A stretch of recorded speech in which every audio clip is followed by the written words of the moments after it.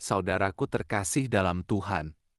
Mari kita masuk dalam keheningan, menundukkan hati, dan merenungkan pengorbanannya dalam keheningan Jumat Agung.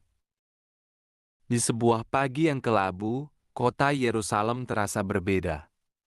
Langit tertutup awan gelap, dan angin berhembus pelan seolah membawa kabar duka. Orang-orang berkumpul di sepanjang jalan, sebagian berteriak. Sebagian hanya diam dengan wajah tegang. Di tengah kerumunan itu, Yesus berjalan tertatih, tubuhnya penuh luka. Punggungnya berdarah karena cambukan. Dan di kepalanya tertancap mahkota duri. Ia memikul salib kayu yang berat, melangkah perlahan menuju sebuah bukit bernama Golgota. Setiap langkah terasa menyakitkan.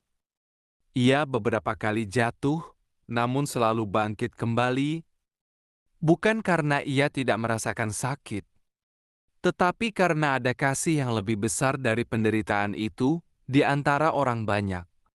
Ada yang menangis melihatnya. Mereka pernah mendengar ajarannya, merasakan kebaikannya. Namun ada juga yang mengejek, menantangnya untuk menyelamatkan diri. Ketika sampai di Golgota, suasana menjadi semakin sunyi, para prajurit mulai menyalibkannya. Paku ditancapkan ke tangan dan kakinya, suara palu menggema di udara, membuat beberapa orang menundukkan kepala karena tak sanggup melihat. Yesus tergantung di kayu salib di antara langit dan bumi. Dalam penderitaan yang begitu besar, ia tidak marah, tidak membalas. Justru dari bibirnya keluar doa pengampunan bagi mereka yang menyakitinya waktu berjalan lambat. Langit semakin gelap. Seolah seluruh alam ikut merasakan kesedihan itu, dan akhirnya, dengan suara yang lemah, Yesus berkata bahwa semuanya telah selesai. Ia menundukkan kepalanya dan menghembuskan napas terakhir. Hari itu terasa sangat sunyi. Harapan seolah ikut mati bersamanya. Namun kisah itu tidak berhenti di sana. 2 hari kemudian, saat fajar mulai menyingsing, beberapa orang datang ke kubur tempat Yesus dibaringkan.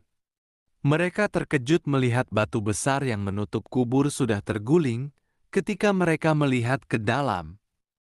Tubuh Yesus tidak ada. Kebingungan berubah menjadi takjub ketika mereka menyadari bahwa ia telah bangkit. Yesus hidup, kematian tidak dapat menahannya.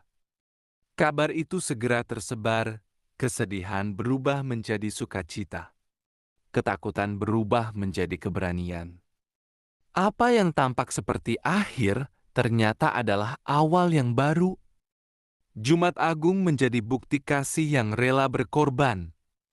Dan kebangkitannya membawa harapan bagi semua orang.